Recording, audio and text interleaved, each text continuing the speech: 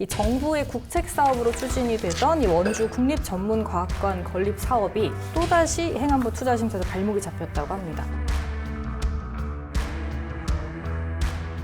등장하는 주인공만 4개입니다. 많죠, 네. 이제 지금 출구가 없는 네. 서로 입장이 다 다르기 때문에 그래서 국책 사업에 대해서 지방이 중투 심사를 하는 거에 대해서는 재검토가 필요할 것 같아요. 이걸 어떻게 좀 개선을 하는 방법을 찾는 것이. 강원도 청사 이전 이슈에 대해서 좀 얘기를 해보려고 해요. 사실 이 캠페인은 시민들 의견은 묻지도 않고 이렇게 진행해도 되는 건가요? 법원 검찰청도 우리도 가겠다 이렇게 해서 다 그쪽으로 간다고 할 것 같은데요. 원창록 원주시장도 바로 다음날 이제 기자회견을 열어서 도청사 이전 문제 공론화가 꼭 필요하다. 도민 전체에 공론화하는 문제는 좀 불가피하지 않나 좀 그런 생각도 들어요.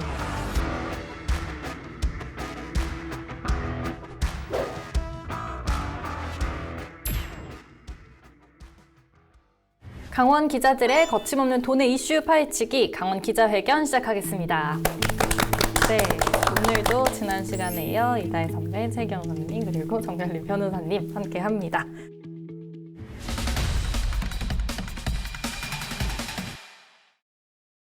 네, 이번 시간에는 이제 원주 출입하는 다혜 선배님도 있고 하니까 지금 원주 지역 이슈 이야기를 좀 해보려고 하는데요. 이 정부의 국책 사업으로 추진이 되던 이 원주 국립전문과학관 건립 사업이 또다시 행안부 투자심사에서 발목이 잡혔다고 합니다. 좀 내용 설명해 주시죠. 네, 먼저 지난 6월에 행정안전부에서 주관하는 지방재정중앙투자심사위원회가 있었습니다. 네. 저희는 줄여서 중투라고 얘기를 많이 하는데요. 지방 예산을 이제 계획적이고 효율적으로 쓰도록 그리고 중복 투자를 방지하기 위해서 행안부가 사업 전에 그 사업의 적정성, 뭐 수행 가능성, 뭐 이런 것들을 이제 사전에 본다는 거거든요. 근데 문제가 된 건 그 원주에 건립되는 강원 국립과학관이 옛 미군 기지 부지를 사용하도록 돼 있어요. 그래서 캠프롱 부지에 이제 추진이 되는데 이게 사실은 과기부의 공모 사업으로 이미 선정이 된 거거든요. 네. 그래서 이 공모 사업 심사 과정에서 이 국방부 소유의 이 미군 기지 부지를 어떻게 사용할 것인가에 대해서 여러 차례 검증이 이루어졌고 원주시가 국방부의 협조를 구해서 토지를 언제라도 사용할 수 있도록 승낙서를 받아서 2차례인가 이제 제출을 한 걸로 알고 있어요.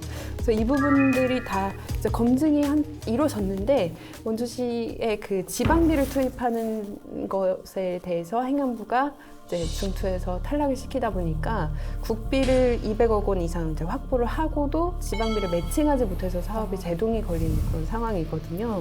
그래서 사실은 이건 좀 이중 심사가 아니냐 뭐 이런 목소리도 지금 나오고 있는 상황이에요. 이게 지금 한번 탈락했다가 다시 재정비해서 도전을 한 건데 이번에도 탈락한 네, 이유가 10월에도 또 탈락을 했거든요. 이 네. 부분 사실 국방부 소유이기 때문에 이 토지 소유 문제가 해결되지 않기 때문에 이제 그 행안부에서 문제 제기한 것들이 쉽게 해결되지 않아서 이번에도 탈락한 걸로 이렇게 볼 수 있습니다. 일단은 이제 사업은 하나예요. 사업은 이제 국립 강원 전문과학관. 네, 국내 6번째 지역에다 설립을 하는데 아마 6번째일 거예요. 6번째로 알고 있는데 이 사업비 자체는 이제 490억, 굉장히 큰 사업이라고 하긴 중소규모 사업이라고 볼 수 있는데 사실 이제 과학관이라는 게 워낙 기소성이 정적으로 높고 또 아이들에게 굉장히 인기 있고 유익한 시설이다 보니까 한번 들어서면 이제 한 100만 명 정도 입장객을 본다 그래요.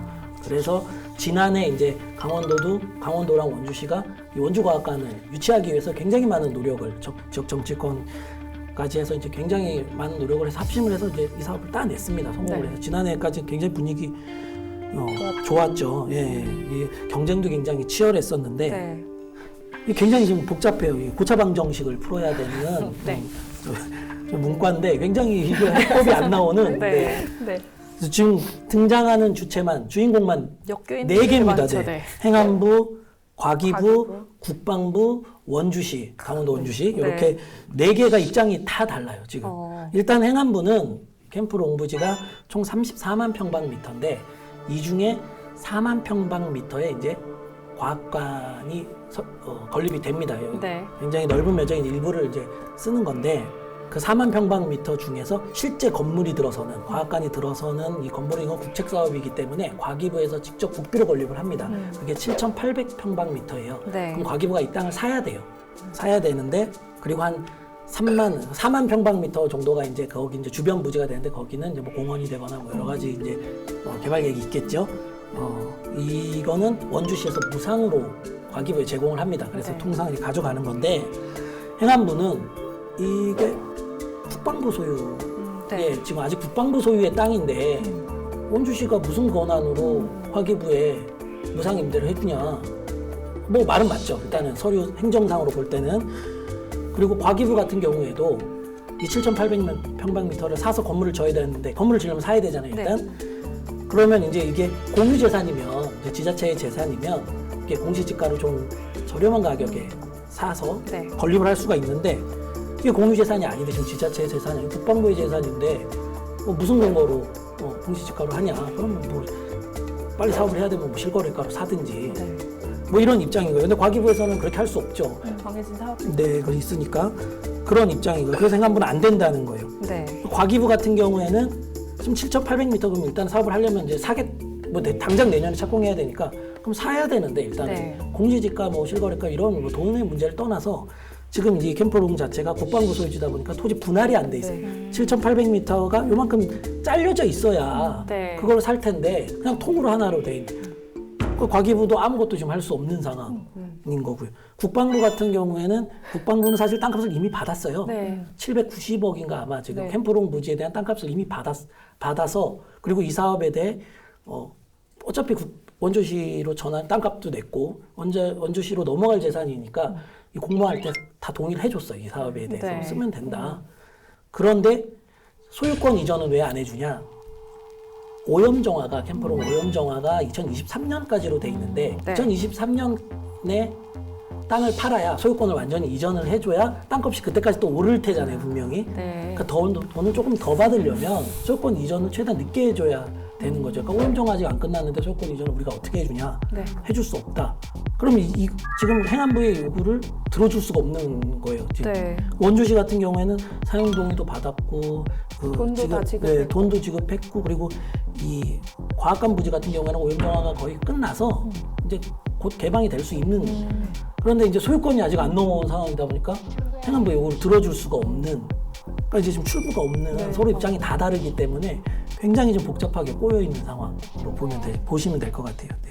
뭐 말씀해주신 것처럼 원주시가 지금 자체적으로 해결할 수 있는 방법은 없기 때문에 계속 이제 중앙부처 찾아가서 이런 사정들 얘기하고 다 알고 있잖아요. 그러니까 이 부분을 좀 빨리 이제 2024년에 과학관이 이제 건립 완공돼야 하기 때문에 더 늦어지지 않도록 계속 좀 설득하고 협조를 구하는 그런 방법밖에는 지금 없는 상황이에요. 그러다 과학관 건립이 좀 더 늦춰지진 않을까. 좀 그러게 걱정도 말이에요. 되고. 작년까지 진짜 분위기 좋았고 여기 네. 시장님도 나오셔서 네. 굉장히 말씀하시고 그랬는데 지금 이제 설계 중이거든요. 그러니까 네. 설계 중이니까 내년 하반기 착공이라서 네. 조금 여유는 있어요. 아직 중투를 2번 정도 더 받을 수 있다고 하더라고요. 그 상반기 중에 내년 상반기 중에 2번의 중투 올해는 끝났고 네. 중투에서 다행히 통과가 되면 하반기 착공은 할 수는 있을 거예요. 이미 어차피 지금 설계 중인 상황에서는 공사를 못 하니까 다만 이제 아까 그 부분에 대해서 그 지금 다 꼬여 있는 입장들을 어떻게 풀 것인가.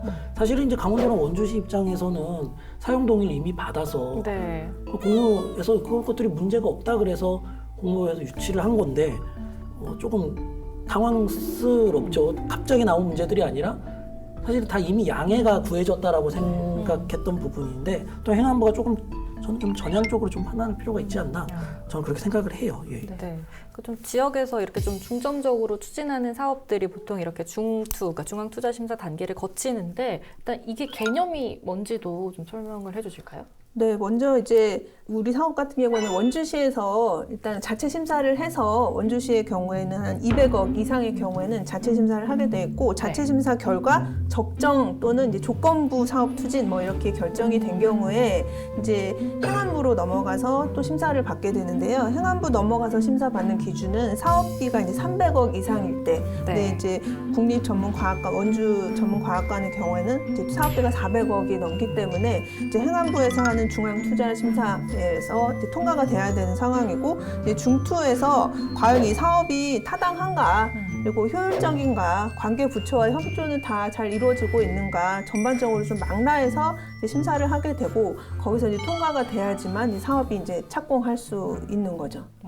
그러니까 뭐 무분별한 그런 중복 투자도 막고 좀 사업의 필요성이나 타당성을 점검하기 위해서 이런 단계가 필요한 건 맞는 것 같은데, 근데 이렇게 좀 매번 사업에 제동이 걸리게 되면 좀 부작용도 있지 않을까 이런 생각이 드는데 어떻게 생각하세요? 중투는 굉장히 이제 중요한 과정이에요. 네. 분명히 있어야 되고 중투에서 까다롭게 보셔야 당연히 맞는 건데, 네. 중투 같은 경우에는 순전히 지방비, 그러니까 강원도가 쓰는 돈, 원주시가 쓰는 돈만 보는 겁니다. 네. 그러니까 이 국립과학관 사업만 보자면 국비에 대해서는 권한이 없어요, 사실은. 그리고 그 지방비가 이제 강원도가 매칭하는, 원주시가 매칭하는 지방비가 적절한 것만 보는 건데, 일단 이제 이 국책사업 같은 경우에는 지방비 매칭이 다 들어가기 때문에 기본적으로 매칭이 들어가는데, 국비를 아까 말씀하신 대로 이 기자님 말씀하신 대로 국비 따놓고도 사업을 못하는, 지방비 네. 매칭을 못하니까, 그러니까 국책사업을 그럼 중투를 할 필요가 있냐라는, 애초에 과기부에서 공모를 할 때 지방비 매칭 비율이 다 정해져 있고, 네. 그리고 과기부에서 이미 타당성을 다 검증을 해서 추진해온 사업인데, 행안부에서 사실은 지방비만 컨트롤할 수 있는 그 행안부의 네. 뭐 작다면 작고 크다면 큰 권한일 수 있겠지만, 네. 그 권한만으로 국제사업을 막을 수 있냐, 뭐 어떻게 보면 또 뭐 부족한 힘겨루기로 네. 비칠 수도 있는 사안이고요. 그래서 국책사업에 대해서 지방비 중투 심사를 하는 거에 대해서는 재검토가 필요할 것 같아요. 이걸 어떻게 좀 개선을 하는 방법을 찾는 것이. 예. 네.